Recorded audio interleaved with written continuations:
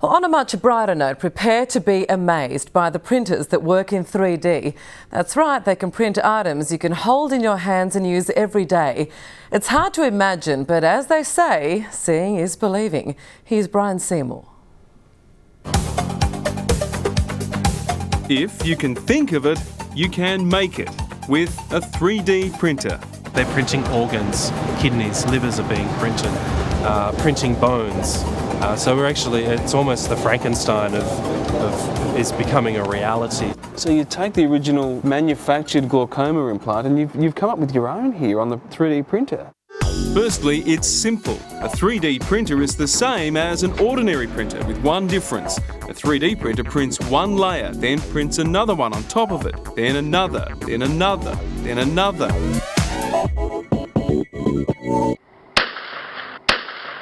Controversy over what they can produce is quickly giving way to excitement over how they can repair the human body.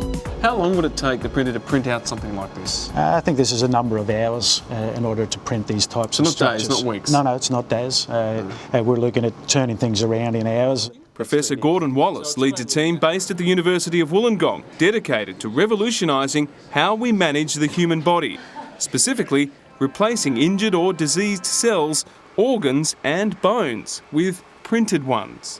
The treatment would be using patients' own stem cells that would be incorporated into these 3D structures, printed and implanted to facilitate the regeneration process.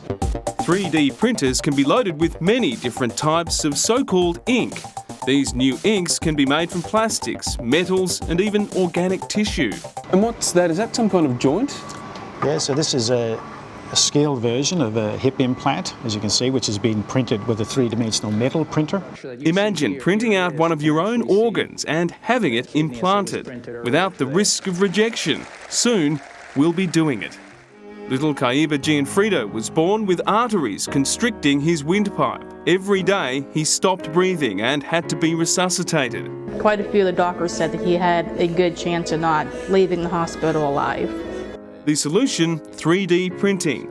Doctors at the University of Michigan scanned his trachea and designed a splint especially for him, then implanted it. Today, baby Kaiba is fine. As he ages, his body will absorb the splint, so he won't need further surgery. It was amazing. As soon as the splint was put in, the lungs started going up and down. Professor Peter Chung joined the team's new centre at St Vincent's Hospital in Melbourne, where their research is leading the world in the race to create human body part replacements. It's a huge potential because what it means is we can address body part loss, injury, degeneration.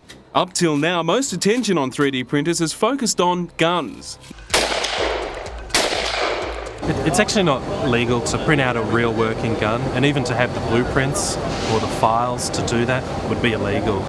Mark Peskowski sells 3D printers here in Australia. He says the implications go far beyond medicine to fundamentally changing society, where much of what we need and what we want at home, we can make at home. In 10 years' time, every house will definitely have a 3D printer. I see within 5 years, all schools, primary schools, high schools will have printers. I see a change in the way that consumers are purchasing or consuming products. You can buy a personal 3D printer of the type used to produce these objects from a few $100s up to several $1,000s and make everything from jewellery to cutlery to models to tools to shoes, collectible figurines, vases, just about any knick-knack you can think of, and working parts to repair almost any household appliance. And on it goes. And we're not done with breakthroughs. We'd like to tell you more now about our viewer vote system, where you'll get your